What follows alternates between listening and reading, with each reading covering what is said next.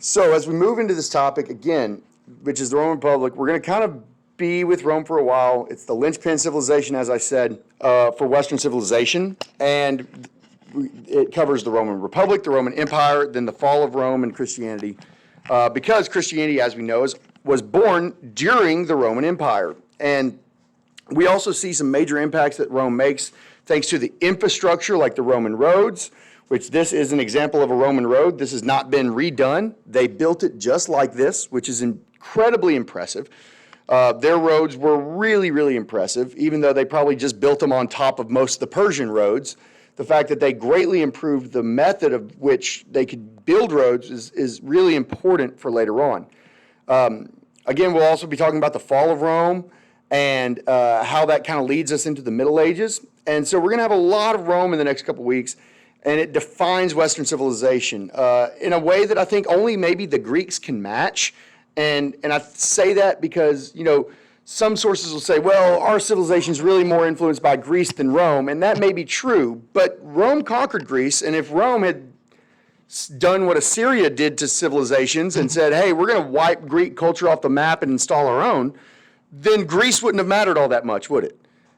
It was really because Rome embraced their values and their ideas and some of that stuff, because Rome really dictated where we ended up more than Greek. It just happened to be Greek ideas. So you can kind of argue there which one was more important. I like to think it's probably more because of Rome, that they had the idea to say, okay, well, this kind of works. And that had a lot to do with Alexander too, because Alexander had already put a lot of these things in place, right?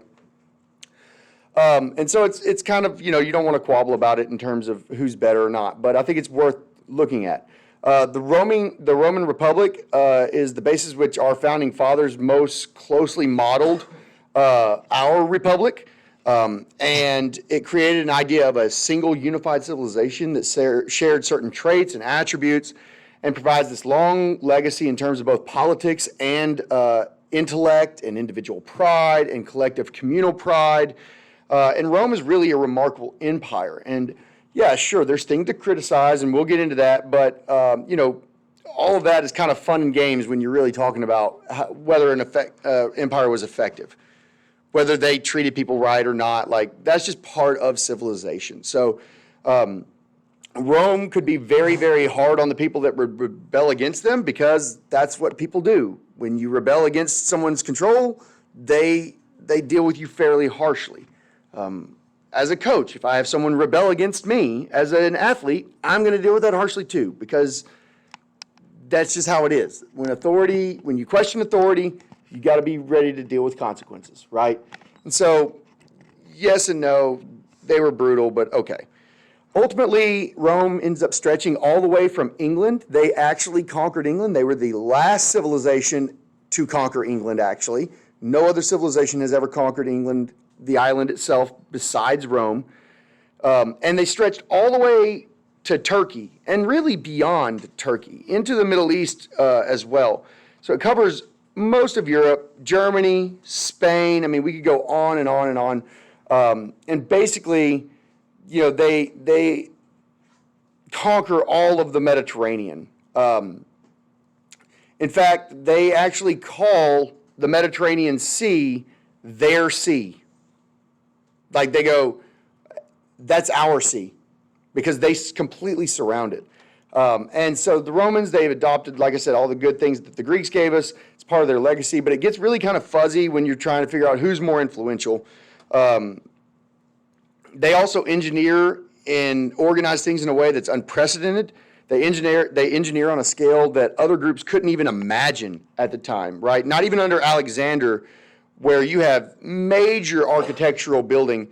He doesn't even come close to what the Romans are able to accomplish. It's really kind of crazy. And there's a lot of interesting contradictions in Rome, right? You have this people with a fierce sense of pride, but they don't actually know their own origins. For a group of people, like, I get it with like the Sumerians and the people in ancient times where we lost a lot of their writing. They made up mythology. The Romans don't really show up till around 600 BC. By that point, we're pretty much writing everything down. And the Romans really at no point knew the concrete details of their own origin story. yet they're fiercely supportive of being Roman, right? So it's kind of strange. Now, their origin story does kind of get interesting. It's one of the most famous ones. You may have heard of the Roman origin story. And it begins with two brothers, and their name is Romulus and Remus. So Romulus and Remus. And we're not going to talk about it a ton, but it's interesting to look at how it kind of works. But it is a legend. These two boys are born to a Latin king. So the Latins were real people, right? So he's a Latin king. He's not like orderly, but he's like a Latin king. They don't wear yellow bandanas, but still. Now, Rome is initially one of the many Latin cities, but it's kind of this backwater village, right? It's not a big city. It really had a lot of work had to be done to turn it into what Rome became. And it was really not very important. It was nestled in the midst of these 7 hills, and there were 7 hills that make up current Rome, and it's not this place that you would look at and go, oh yeah, that's going to become a grand empire one day. It certainly doesn't have like anything like the Nile River. It's just one of these Latin cities. So these two boys are born to this Latin king, and they get kidnapped and thrown into the Tiber River, which is the river that kind of runs through Rome, the Tiber River. Because the king has this brother who's jealous, and he wants to become king one day, and he knows he can't because the king now has 2 male heirs, so he kidnaps them, throws them in the river, and leaves them to die. Well, they supposedly float down the river, and then they wash up on the shore in this little backwater city or place called Rome, these 7 hills. And then you're like, okay, that's kind of unbelievable, but Moses floated down the river in a reed basket, so okay, I'm with you. Then we get a little strange. The 2 boys are found by a female wolf, a she-wolf. And she raises them as wolves. So they're raised as wolves. They grow up and eventually get strong enough because they're this brutal, because they've been raised in the culture of literal wolves. And there's a famous statue of Romulus and Remus literally suckling at the teat of she-wolf. Literally, they were like her cubs. So this is the legend, right? They grow up, they eventually get revenge on their treacherous uncle, and they end up setting up 2 villages. One of them sets up on one of the hills of Rome. The other one sets up across the way on another hill of Rome. And they kind of start their own little villages. They slowly start to grow, and they start to have a dispute about who's better, whose village is better. And they end up getting into a war with each other and fighting, and Romulus, during this battle, kills his brother Remus and decides that because he has clearly shown he's the better brother, that he will combine the 2 villages and name it after himself, Rome. And that's how Rome began, according to them. Now, the current story, this is kind of found that Rome was founded April 21st, 753 BC, right? That's what they say. Now, it's interesting because by that point, the pyramids are almost 2,000 years old. Think about that. So Rome is this very baby civilization. We don't really think that story is even remotely true. It's just a legend, but it speaks to how the Romans wanted to see themselves, as descendants of great men who pull off these mighty military deeds and seize what's rightfully theirs through power and force. And, they accept no equals, even their brother. And that's them saying, hey, we're going to take out everybody and seize what's ours, right? They're proud of this. And even though it's basically bogus that they're raised by wolves, it sounds pretty savage, but the Romans would say that just makes us tough. We are wolves because we were raised by wolves. That's what made us Romans, right? And so they say, hey, and we survived anything. We're capable of surviving anything. We're Rome. We're descendants of Romulus, raised by a she-wolf, okay? And the Romans really do survive in this way, and it's pretty remarkable. At one point, according to the legend, a group of Italians in the north of Rome named the Etruscans actually ruled Rome. And during this time, they were supposedly tyrannical, and they taught the Romans important Greek concepts. And the Etruscans actually, were a former Greek colony, and they end up merging with the local people there in Italy, and that's the legend anyways. The main thing that the Etruscans teach the Romans is their fighting style and the phalanx formation. We're not really talking about the Etruscans, but so it's really kind of interesting, though, that if you go back and you look at where the Etruscans came from, they say that the Etruscans were descendants of Paris, of Troy. So you may not know the story of Troy, but Paris of Troy was a prince who kind of like maybe escaped out of Troy, or at least a royalty of Troy. He escapes from the Mycenaeans and makes his way to Italy, and then joins up and becomes an Etruscan king. So now the Romans, who are going to conquer the Etruscans, basically are saying, we're descended from wolves, and our culture came from the Greek kings. So like they have a clear claim of how they are, kind of wired for this. The Romans will eventually create their own new forms of military organization, tactics that are going to overwhelm the Greeks themselves and the Etruscans, although it takes them about 100 years to defeat the Greeks. There's no real evidence of whether the Etruscans actually ruled Rome at any point, but they did. We do know that they got several things from the Etruscans and several things from the Greeks, and the Romans take these things and basically perfect them. So it's really fuzzy. Again, looking back at who has a bigger legacy, Greece or Rome, it's hard to tell because the Romans have basically took Greek culture and made it better. Especially the military and building and engineering, they just do it better. And so by about 600 BC, the Romans are really starting to be independent. They've started to make their mark, and these things that are really fuzzy in the distant past of Rome, the average Roman doesn't really care, and they're not really aware of the true origins of their town. So now we're going to turn to the government here, because the fact of the Roman Republic is that we have more in common with them, with our modern republic democracy in the United States, than in fact we did with, say, the Athenian democracy that was more of a direct democracy.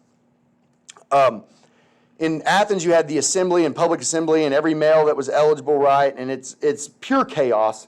And if you think about our population, that would be very difficult to persuade, and it can become very corrupt quickly. So there's, in that system, there's no real checks and balance on a man that can really talk his way out of something. You can just, the people can get bribed and persuaded through various means. Even people like Plato and Aristotle, who lived in that era, were like, this is corrupt. Democracy is a corrupt system. It's not a great system. Well, the Romans see that and they think, hey, well, we could do something like that, but let's do it in a representative way. And kind of, it makes them the top of the political food chain. And so here at the top, they have two people called consuls. Now, in Rome, we have two groups, the patricians and the plebeians. The patricians are the rich people, the plebeians are the poor commoners. And you need to make sure you write that down. So patricians are basically your nobility, they're the upper class. Plebeians are basically everyone else. And so you have a good color scheme here to kind of see how it all works. And it's kind of ideal, right? And it ends up being skewed by the end for sure, but on a quick glance, especially down here, you'd say, oh, well, the regular people have way more people in the citizen assemblies, right? They basically split the senators in half. They have half the consuls. This is a good way to make sure that the rich elites don't just take over society. Yeah, but by the end of the Roman Republic, basically the entire Senate is patrician. Both consuls are patrician. Most of the assembly is patrician. And they basically just give the plebeians some tribunes just to kind of make them quiet.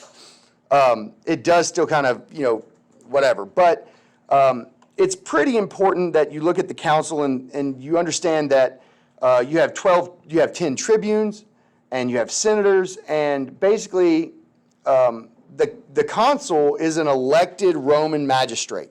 The key word there is he is elected, and while he is elected, he has something called regal power. And regal power means that they can basically act like a king, but you have a very important limitation, right? there's two of them. They can't just act like kings because there's two of them, and they equally share power. And so they begin their republic with this new type of leader called consul, and he has all these rules imposed on him, and we know that they continue to use this for at least about 500 years. By the time we get to 181 BC, they start using it around 500, 600 BC. By 181, we get clear rules that are written down that basically have, hey, these are all the limitations, so we really know how it worked. Obviously, it changed throughout the centuries. It's hard to say exactly what the original rules were, but by then we know that they were really trying to make this work in a good way. It was limited to men who were at least 43 years of age. Sound familiar? Yeah? In America, you have to be certain ages to be elected to higher positions in the government. They started that. You have to be 43 years of age. Why? Because they saw age with wisdom. We don't want a bunch of kids. You don't want an 8-year-old King Tut taking over and ruining stuff, right? Like, we want grown men that have been here long enough, that have probably served in the military, have seen things, that we want them in charge. They wielded less power than a king would because there's two of them, but there was the really major limiting factor there was that they had to be a certain age, and there was two of them. Well, why would you do that? Well, you don't want any one Roman to get too much power. And it's really important about understanding Rome during this time period and even moving forward that they hate kings.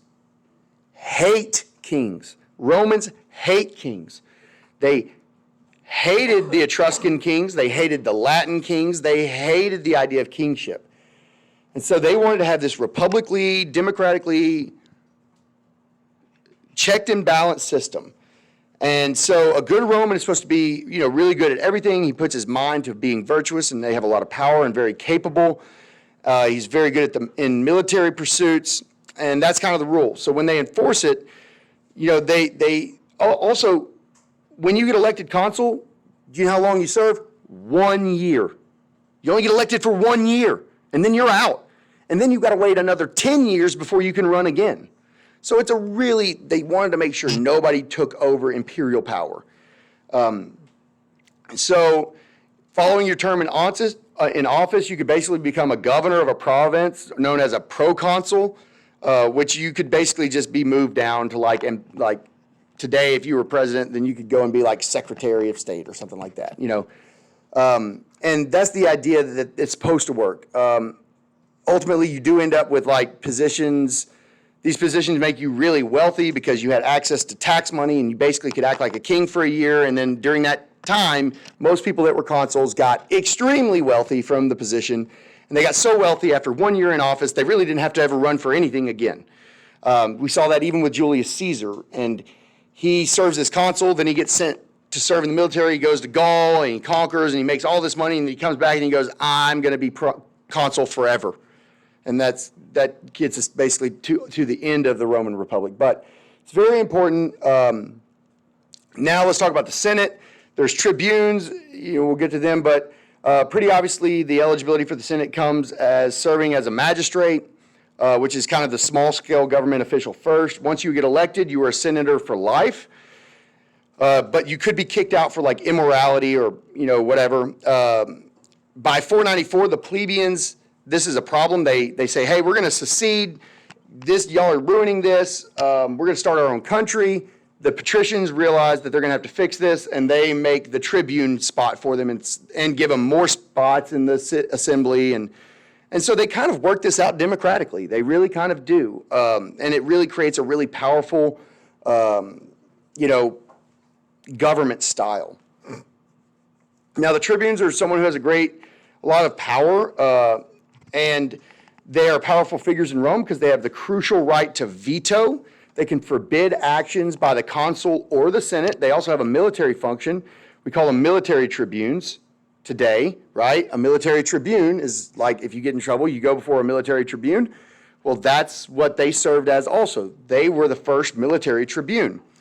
And it was a very kind of complicated system, but it showed that they had distinct branches of government, and it's a concept we still use in our country. They have separation of powers. The consul kind of sounds like a president. They did justice like the Justice Department does. A tribune was kind of like the Supreme Court. The Senate was kind of like Congress. Like, this is a very, very much a system that we could kind of relate to, okay? Roman military, they had major advantages, and then we'll kind of end looking at the Roman roads, but we'll talk about the military first, even though I think we're going to run out of time here. So let's actually break this into two, and we'll pick this up tomorrow.